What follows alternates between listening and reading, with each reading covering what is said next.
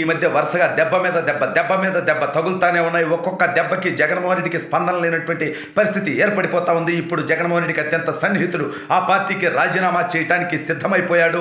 అతను ఆ పార్టీకి రాజీనామా చేయడంతో పాటు జనసేన పార్టీలో జాయిన్ అవడానికి రంగం సిద్ధం చేసుకున్నాడు. అసలు ఇంతకీ ఎవరా జగన్మోహన్ రెడ్డి సన్నిహితుడు, అతను జనసేన పార్టీలో ఎందుకు జాయిన్ అవుతున్నాడు అనేది ఈ వీడియోలో వివరించబోయే ముందుగా ఇప్పటివరకు మన ఛానల్ సబ్స్క్రైబ్ చేయని వాళ్ళు ఖచ్చితంగా సబ్స్క్రైబ్ చేయండి, మరో 10 మందితో చేయించండి. ఇక విషయానికి వస్తే జగన్ని నమ్ముకున్నటువంటి ఆడి ఎవడి బతుకైనా సరే జైలు పాలవడం తప్పదు, కోర్టుల చుట్టూ తిరక్క తప్పదు, ఇబ్బందులు పాలవక తప్పదు అనేది గతంలో అనేక మంది నిరూపించారు. ఇప్పుడు మరికొంతమంది నిరూపించబోతా ఉన్నారు. అయితే జగన్మోహన్ రెడ్డి గురించి ఇచ్చేటువంటి బిల్డప్లు ఏంటంటే జగన్ మాట తప్పుడు మడం తెప్పుడు అని. ఇవన్నీ పక్కన పెడితే జగన్మోహన్ రెడ్డికి అత్యంత సన్నిహితమైనటువంటి వ్యక్తి, జగన్ మాటనే వేదంగా భావించినటువంటి వ్యక్తి ఇప్పుడు వైఎస్ఆర్ కాంగ్రెస్ పార్టీకి రాజీనామా చేసి జనసేన పార్టీలో జాయిన్ అయ్యి అసెంబ్లీకి పోటీ చేయాలనేటువంటి ఆలోచనతో ఉన్నట్టుగా తెలుస్తూ ఉంది.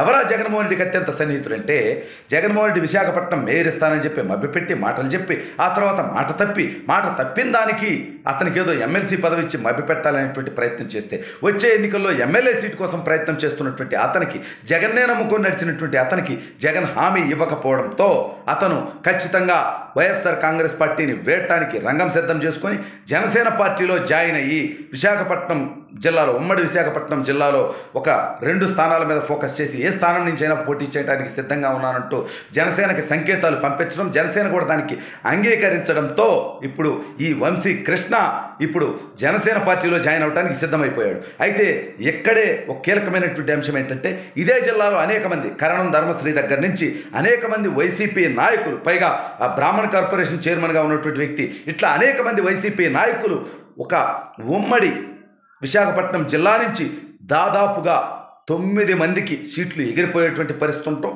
అసలు వీళ్ళలో చాలామంది మాకే సీటు వద్దు మేము పార్టీ మారుతామనేటువంటి పరిస్థితి ఉండటం, అసలు విశాఖపట్నం జిల్లాలో ఉన్నటువంటి 15 స్థానాలకు కాను 13 నుంచి 14 స్థానాలు తెలుగుదేశం పార్టీ కైవసం చేసుకునేటువంటి పరిస్థితి కనిపిస్తుండడంతో వైసీపీ శాసనసభ్యులు, మంత్రులు అనేక మంది అసలు మాకు ఈ పార్టీ సీటు వద్దని కొంతమంది, తెలుగుదేశం పంచకి జనసేన పంచకి జారటానికి కొంతమంది ఏమో భారతీయ జనతా పార్టీ కూడా పొత్తులోకి వస్తుందనేటువంటి ఉద్దేశంతో విశాఖపట్నంలో కూడా పొత్తుంటే ఒక సీట్ అన్న భారతీయ జనతా పార్టీకి వస్తుంది కాబట్టి ఆ వైపు చూస్తూ, సరే ఆల్రెడీ అక్కడ ఖర్చు వేసుకొని విష్ణుకుమార్ రాజు గారు ఉన్నారు విశాఖపట్నం నార్త్ నుంచి, అది వేరే విషయం. అయితే ఈ రకంగా ఈ పొత్తు కాంబినేషన్ కుదిరిన తర్వాత అసలు ప్రకాశం జిల్లా నుంచి శ్రీకాకుళం జిల్లా దాకా జగన్మోహన్ రెడ్డికి ఏ జిల్లాలో కూడా కనీసం 2-3 సీట్లు వచ్చేటువంటి పరిస్థితి లేదు. ఎక్కడన్నా అభ్యర్థుల సెలక్షన్లో రాంగ్ ఉంటే ఈ కూటమి, తెలుగుదేశం జనసేన కూటమి అక్కడ జిల్లాకు 1-6 సీట్లు గెలవాల్సిందే కానీ ఇంకెక్కడ గెలిచేటువంటి పరిస్థితి లేదు. జగన్మోహన్ రెడ్డి సొంత జిల్లాలోనే, సొంత నియోజకవర్గం పులివెందుల్లో కూడా మన జరిగినటువంటి సమావేశంలో సింహాద్రిపురం మండలం బీటెక్ రవి గారికి మెజార్టీ వస్తుందని వైసీపీ నాయకులే చెప్పినటువంటి పరిస్థితి ఏర్పడిపోయిందంటే జగన్ పరిస్థితి ఎలా ఉందో ఆలోచించండి. కడప జిల్లాలో కూడా తెలుగుదేశం పార్టీ మెజార్టీ స్థానాలు కైవసం చేసుకోవచ్చు అభ్యర్థులు కనుక సక్రమంగా పని చేసుకున్నట్లయితే. కాబట్టి జగన్మోహన్ రెడ్డి కాస్తో కోస్తో సీట్లు వచ్చేది చిత్తూరు జిల్లా, కడప జిల్లా, కర్నూలు జిల్లా, కొంచెం నెల్లూరు జిల్లా, అక్కడ తప్పితే ఇంకెక్కడా ఇతనికి సీట్లు వచ్చేటువంటి పరిస్థితి లేదు. అక్కడ కూడా అభ్యర్థులు సక్రమంగా పోరాటం చేస్తే జగన్మోహన్ రెడ్డి మొత్తానికి 15 సీట్లు లోపు నిలబడేటువంటి పరిస్థితి. అయితే జగన్నే నమ్ముకున్నటువంటి అనేక మంది, ఆళ్ళ రామకృష్ణారెడ్డికి అన్యాయం జరిగిపోతే ఇప్పుడు అతను పార్టీ నుంచి రాజీనామా చేసినటువంటి పరిస్థితి. ఇక అనేక మంది, రోజా గారు జగన్మోహన్ రెడ్డి గారి కోసం పవన్ కళ్యాణ్ గారిని, చంద్రబాబు నాయుడు గారిని, లోకేష్ గారిని రకరకాలుగా కారుకూతలకు వచ్చినటువంటి రోజా గారికి కూడా వచ్చే ఎన్నికల్లో అసెంబ్లీ సీటు లేదని, నగరం నుంచి ఆవిడని పక్కకి తప్పిస్తున్నారని వార్తలు వస్తూ ఉన్నాయి. ఇక పెద్దిరెడ్డి కుటుంబానికైతే 4 సీట్లని ఒక టాకు, పెద్దిరెడ్డి గారిని ఎంపీగా బొమ్మంటున్నారని మరో టాకు, రకరకాల టాకులు వచ్చినప్పటికీ జగన్మోహన్ రెడ్డి అన్యాయం చేసేది బడుగు బలహీన వర్గాలకి, ఎస్సీ ఎస్టీ మైనారిటీలకి, కేవలం తన సామాజిక వర్గానికి మాత్రం సీట్లు తగ్గించేటువంటి పరిస్థితి ఉండదు.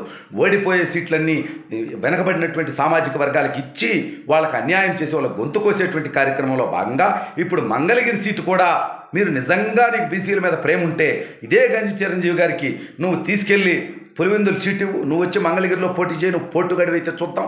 కుప్పంలో చంద్రబాబు నాయుడు గారి మీద నువ్వు పోటీ చేయి చూద్దాం.